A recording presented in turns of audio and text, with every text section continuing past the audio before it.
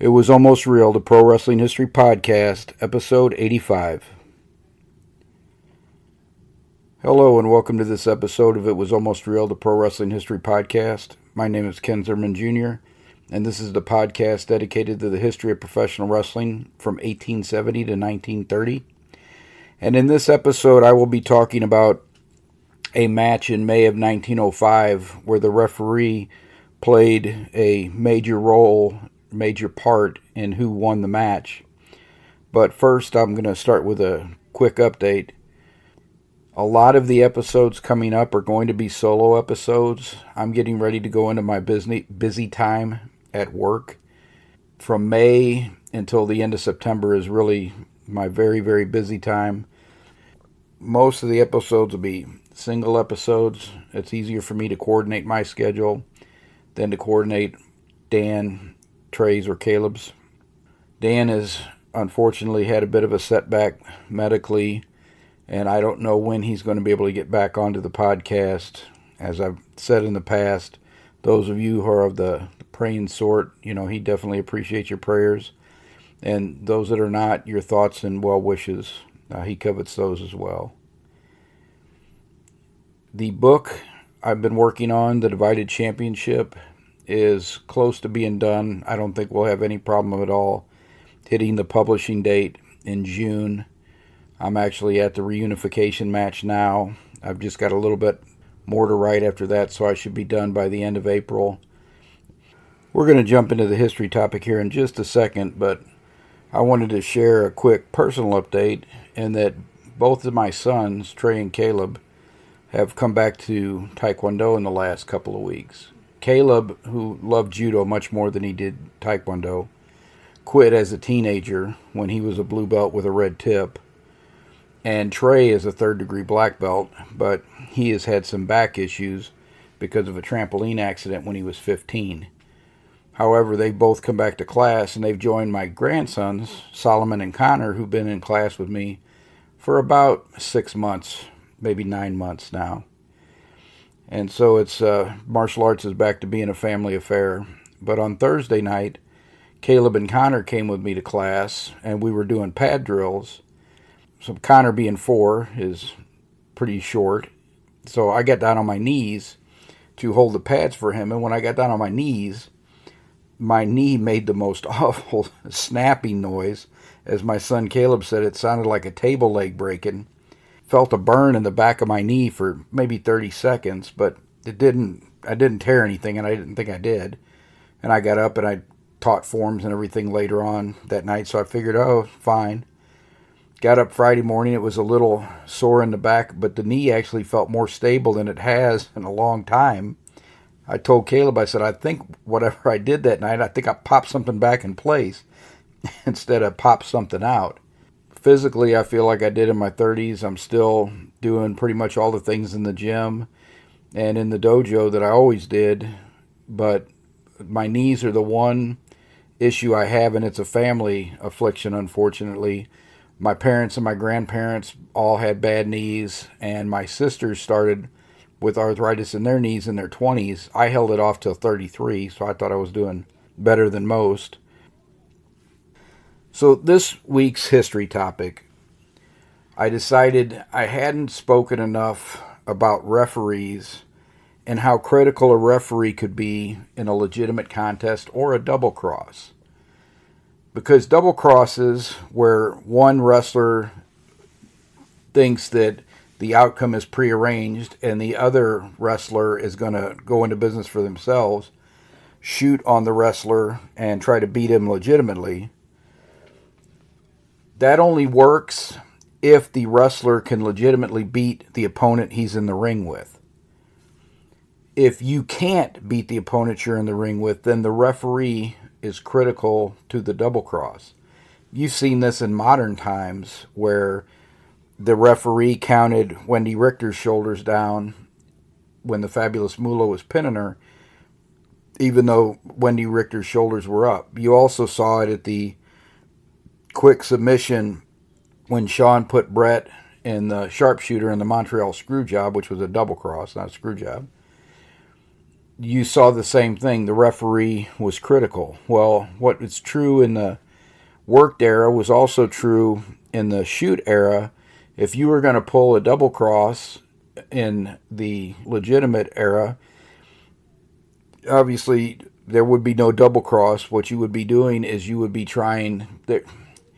It's not a double cross in the traditional sense because the people didn't think it was going to be a work. But it's a double cross in the fact that you fix the referee, so even though you're in what is supposed to be a legitimate contest, the referee intercedes and causes the outcome of the match to go the way of the wrestler who was not winning or could not beat their opponent. So it's a double cross in a fashion, but it's not the traditional double cross that we think of. But it is critical if you want to affect the outcome of either a legitimate contest or a worked match. The referee is critical in that. And an example of that is from a match in May of 1905 between Gus, Americus, Schoenlein, and Fred Beell. Fred Beell was a very good wrestler who, if not for his size, would have probably been one of the top 2 or 3 stars at the turn of the century in professional wrestling.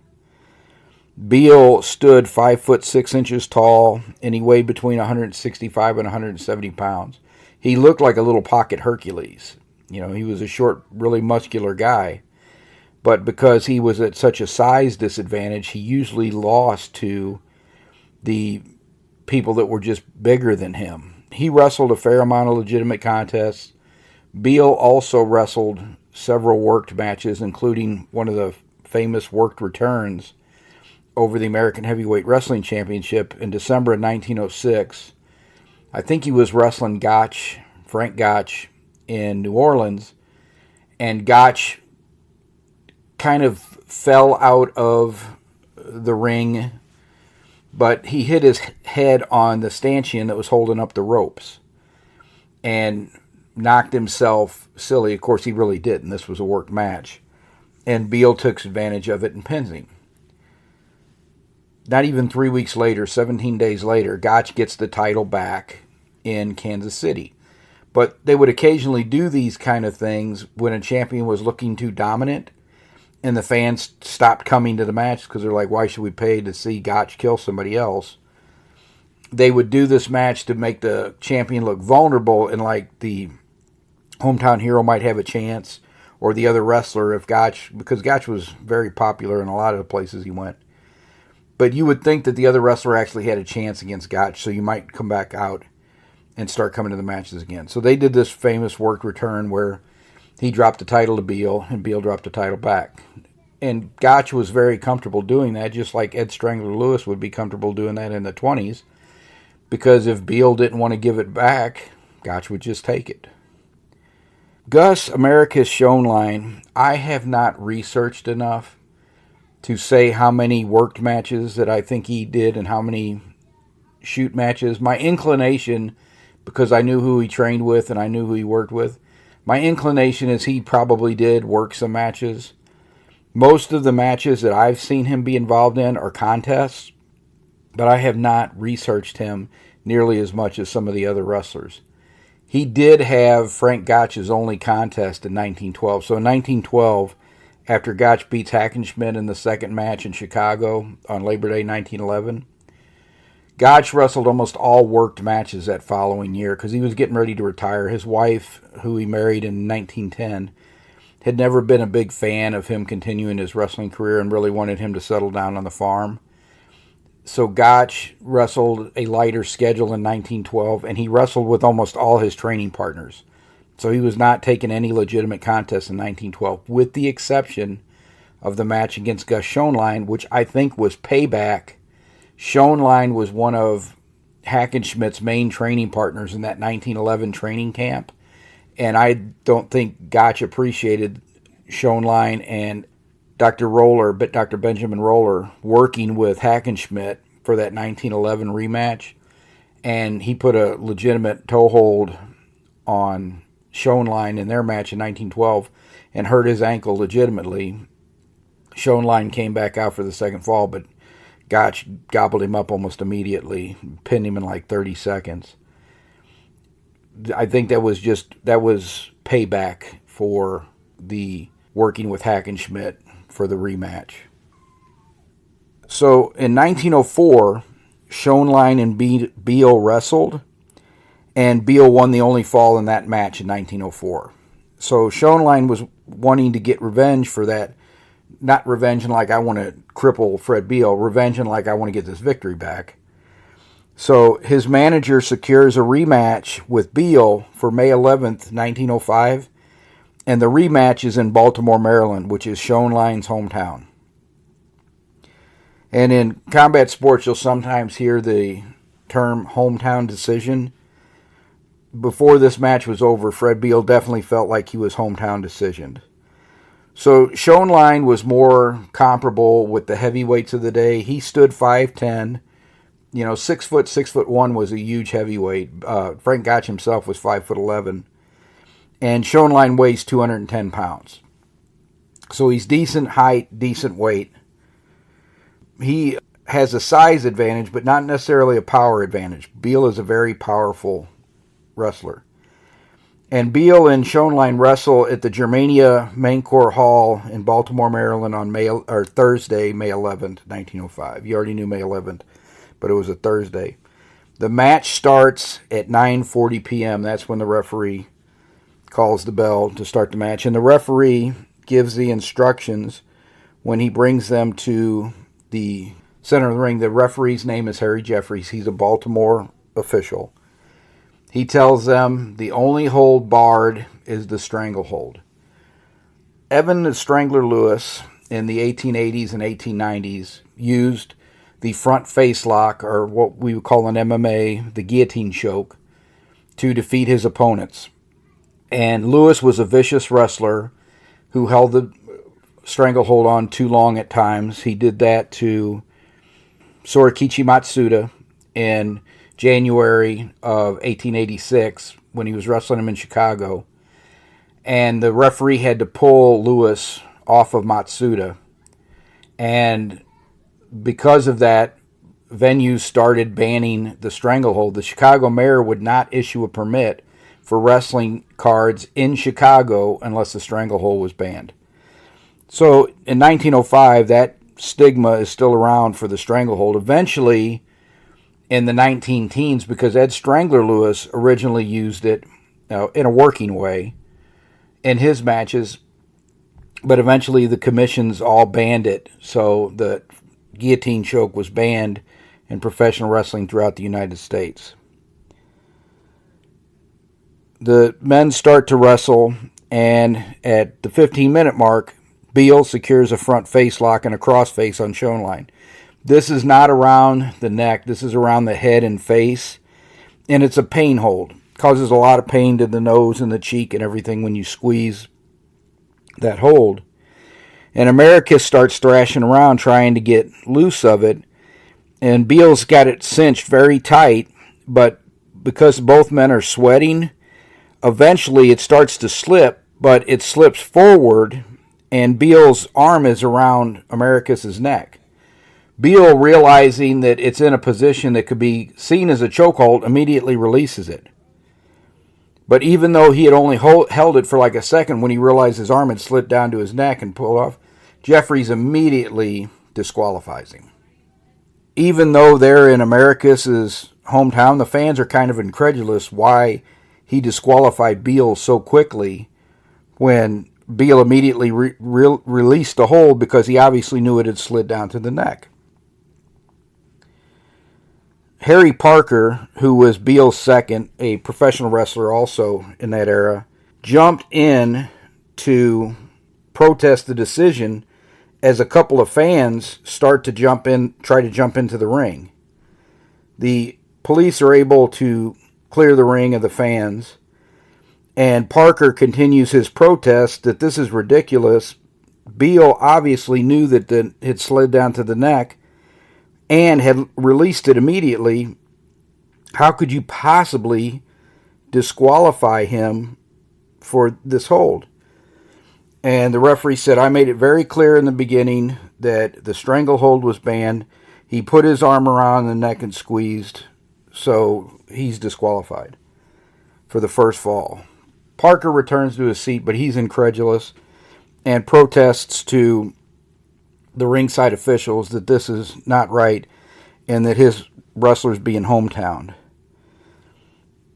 The match starts again, and Beell immediately goes for that front face lock again because he's furious and he wants to hurt Jeffries, but he don't want to choke him. He just wants to cinch up on this and injure his nose and that. He doesn't even have that on for 30 seconds when Jeffries says, "You've got another choke on. I already warned you," and disqualifies him. Now this time, his arm had never slid down anywhere close to his neck. Jeffries just said, "Nope, you got close to his neck. You're disqualified." Parker again jumps into the ring and starts screaming at the referee to where people have to separate him from going after the referee. Beell is just kind of stupefied. He can't believe that this decision has been made. A number of fans jumped into the ring to congratulate Schoenlein, but most of the fans just kind of sat in their chairs, stupefied, and feeling like they got ripped off. They came and they saw a match that went 5.5 minutes, and there was 2 controversial disqualifications. Fortunately for Jeffries and the wrestlers, they did not get too upset, because if the fans got too upset back in those days, it was common that they would have seat cushions at these events, and those would start getting pelted into the ring at the wrestlers and the officials. And frequently, the police would have to surround the official to get them back to the dressing room. Fortunately, that did not happen here. But you see this, a legitimate contest, where the legitimate contest was the outcome of that legitimate contest was completely shifted because of these referees' decisions. So whether Schoenlein and his manager were in cahoots with the referee was just incompetent, combination of all of those things, this referee affected the outcome of the contest. You see this in MMA as well. But referees were critical to having fair, legitimate contests or to preventing double crosses.